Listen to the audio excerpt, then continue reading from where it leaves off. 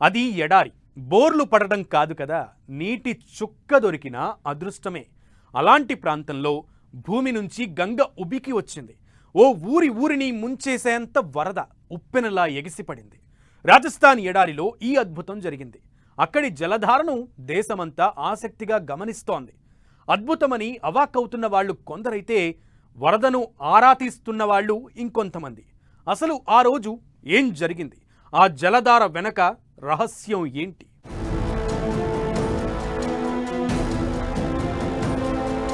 రాజస్థాన్ ఎడారిలో అద్భుతం. ఎడారిలో ఉబికొచ్చిన జలధార. అసలు అంత నీరు ఎలా వచ్చింది? జలధారపై దేశవ్యాప్తంగా ఆసక్తి. రాజస్థాన్ జైసల్మేర్లో ఓ అద్భుతం జరిగింది. ఎడారి ప్రాంతంలో నీళ్లు రావడమే కష్టమనుకుంటే, ఉప్పెనలా ఎగిసిపడిన గంగను చూసి అంతా అవాక్కవుతున్నారు. ఈ విజువల్స్ గత కొద్ది రోజులుగా సోషల్ మీడియాలో వైరల్ అవుతున్నాయి. మోహన్గఢ్ ప్రాంతానికి చెందిన విక్రమ్ సింగ్ భాటి సాగునీటి కోసం పొలంలో బోరుబావి తవ్విస్తున్నారు. 800 అడుగుల వరకు తవ్వినా నీళ్లు పడకపోవడంతో ఇంకా తవ్వాలని నిర్ణయించుకున్నారు. అలా తవ్వుతుండగా ఒక్కసారిగా భూమి లోపలి నుంచి నీళ్లు ఉబికి వచ్చాయి. భారీ జలధార పొంగి పొర్లడం స్టార్ట్ అయింది. 3 రోజుల వరకు ఆ నీటిధార అలాగే కొనసాగింది. 3వ రోజు ఆగింది. దీంతో చుట్టుపక్కల ప్రాంతాలు దాదాపు 7 అడుగుల మేర నీటితో నిండిపోయాయి. ఈ ఘటన ఇప్పుడు సోషల్ మీడియాలో కొత్త చర్చకు దారితీసింది. విశాలమైన తార్ ఎడారిలో నీటి చుక్క దొరకడమే కష్టం. అలాంటిది భూగర్భం నుంచి నీరు అలా ఉబికి రావడం ఇప్పుడు ప్రతి ఒక్కరిని అవాక్కయ్యేలా చేస్తోంది. ఒక్కసారిగా నీరు ఎగిసిపోవడంతో 22 టన్నుల బోర్వెల్ మెషిన్ కూడా అందులో మునిగిపోయింది. బోర్ మిషన్తో పాటు లారీ కూడా అందులో పడిపోయింది. నీటి ప్రవాహం ఉధృతంగా ఉండడంతో భూమి పైపొర 10 అడుగుల వరకు కోతపడింది. భూగర్భం నుంచి నీరు ఉబికి వచ్చిన విజువల్స్ సోషల్ మీడియాలో వైరల్ కావడంతో రాజస్థాన్ సర్కార్ అలర్ట్ అయింది. గ్రౌండ్ వాటర్ డిపార్ట్మెంట్లోని నిపుణుల బృందం సంఘటనా స్థలాన్ని సందర్శించింది. అక్కడ నమూనాలు సేకరించి 3 రోజుల పాటు పరిశోధనలు జరిపింది. అయితే ఆ స్థాయిలో నీళ్లు ఉబికి రావడంపై భిన్నాభిప్రాయాలు వ్యక్తమవుతున్నాయి. నిజానికి ఆ ప్రాంతంలో 300 నుంచి 600 అడుగుల లోపు నీళ్లు పడతాయని స్థానికులు చెబుతున్నారు.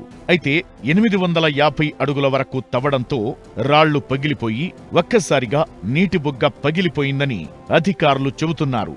ఇవి మట్టిరాళ్లని, వీటి పొర చాలా బలంగా ఉంటుందని, అది పగిలిపోవడంతో నీరు ఒక్క ఉదుటున పైకొచ్చిందని ప్రాథమిక అంచనాకు వచ్చారు అధికారులు.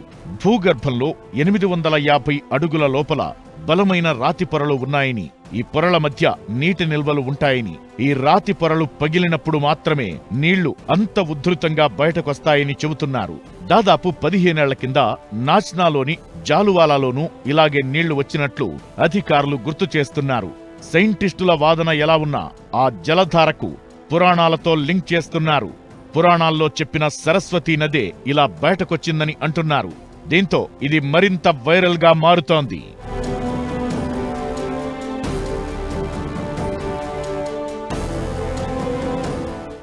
రాజస్థాన్ జలధారను ఇప్పుడు పురాణాలతో లింకు చేస్తున్నారు చాలామంది. పురాణాల్లో వినిపించి ఇప్పుడు అంతరించిన సరస్వతీ నదికి రాజస్థాన్ జలధారకు సంబంధం ఉందా అనే ప్రశ్నలు గట్టిగా వినిపిస్తున్నాయి. దీనికి ఆధారాలు కూడా చూపిస్తున్నారు మరికొందరు. ఇది సరస్వతీ నదేనా? ఆ జలధార నిజంగా ఓ అద్భుతమా? సైంటిస్టులు ఏం చెప్తున్నారు?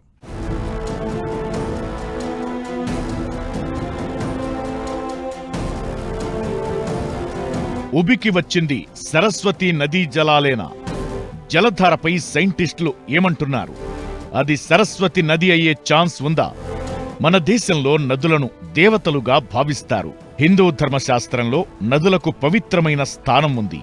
గొప్ప ప్రాముఖ్యతను సంతరించుకున్న నదుల్లో సరస్వతీ నది ఒకటి. అయితే ఈ నది ప్రస్తుతం భూమిపై ప్రవహించడం లేదు. భూ అంతర్భాగంలో అంతర్వాహినిగా ప్రవహిస్తోందని పరిశోధకులు చెబుతున్నారు. పురాణాల్లో సరస్వతి నదికి మంచి స్థానం ఉంది. త్రివేణీ సంగమం అంటే గంగా యమునతో సరస్వతి కలవడమే. అయితే ఈ నది భూమిపై కనిపించదు. ఋగ్వేదంలోని నదీ స్థితిలో సరస్వతి ప్రస్తావన ఉంటుంది. మహాభారతం సమయానికి ఈ నది ఎండిపోయిందని అంటారు. అయితే సింధు నాగరికతకు సరస్వతి నది జీవనాడి అని, ఈ నది ప్రవహించే దిశ కొన్నాళ్లకు మారిందని, యమునా నదిని తాకుతూ చివరికి గంగానదిలో కలిసిందని మరికొందరి వాదన. దీంతో సరస్వతి నది నిజంగా ఉండేదా అనే దానిపై చాలా ఏళ్లుగా చర్చలు జరుగుతున్నాయి. సైంటిస్టులు పరిశోధనలు మొదలుపెట్టారు. అయితే ఇప్పుడు రాజస్థాన్ జలధారే సరస్వతి నది అనే అభిప్రాయాలు వినిపిస్తున్నాయి. పురావస్తు భౌగోళిక అధ్యయనాల ప్రకారం అంతరించిపోయిన సరస్వతి నది హర్యానా, రాజస్థాన్, గుజరాత్ మీదుగా ప్రవహించేది. ప్రస్తుతం కనిపించిన జలధార ఆ నదే అనడానికి కారణం అదే. పైగా తార్ ఎడారిలో లానా అనే మొక్క ఉంటుంది. నీటి లభ్యత అంతగా లేని ఇసుక నేలలు, బంజరు భూముల్లో ఇది పెరుగుతుంది. అయితే ప్రస్తుతం నీళ్లు ఉబికి వచ్చిన ప్రాంతంలో ఆ చెట్టు జాడలేలేవు. అంటే అది ఎడారిలా కనిపిస్తున్న ఇసుక నేలలు కావన్నమాట. పురాణాలను అధ్యయనం చేయడంతో పాటు రిమోట్ సెన్సింగ్ డేటాతో పోల్చినప్పుడు జలధార కనిపించిన ప్రాంతం సరస్వతీ నదీ పరివాహక ప్రాంతమన్నది మరికొందరి అభిప్రాయం. దీంతో ఇది సోషల్ మీడియాలో వైరల్ అవుతుండడంతో ఉప్పొంగింది సరస్వతి నదేనని చాలా మంది షేర్ చేస్తున్నారు. పురాణాల్లో చెప్పబడిన సరస్వతి నది జాడ కోసం చాలా ఏళ్లుగా పరిశోధనలు జరుగుతున్నాయి. అయితే ఇప్పుడు రాజస్థాన్లో కనిపించిన జలధారతో అవి మరింత స్పీడప్ అయ్యే అవకాశాలు ఉంటాయి. అయితే ఎడారిలో ఉప్పొంగింది నిజంగా నదీ జలాలేనా అంటే నీరు, మట్టితో పాటు వాస్తవాలను పరిశీలించిన తరువాత మాత్రమే ఓ క్లారిటీ వచ్చే అవకాశముంటుంది. కార్బన్ డేటింగ్ పరీక్షలతో మాత్రమే జైసల్మేర్లో ఉబికొచ్చిన నీళ్లు సరస్వతి నది ప్రవాహమా కాదా అనేది తేలే అవకాశం ఉంది. కార్బన్ డేటింగ్ పరీక్షలతో నీళ్ల వయస్సు ఎంతో తెలుస్తుంది. నిజంగా ఉబికి వచ్చింది సరస్వతి నదీ నీళ్లే అయితే దానికి తక్కువలో తక్కువ 3000 ఏళ్ల వయసు ఉండాలని సైంటిస్టులు చెబుతున్నారు. సింధు నదిలానే సుమారు 8000 సంవత్సరాల కిందట సరస్వతి నది ప్రవహించినట్లు వేదాలు, పురాణాల్లో ఉంది. హిమాచల్ ప్రదేశ్, ఉత్తరాఖండ్, పంజాబ్, హర్యానా, రాజస్థాన్ మీదుగా ప్రవహించి గుజరాత్లోని కచ్ దగ్గర సముద్రంలో కలిసేదని రాసి ఉంది.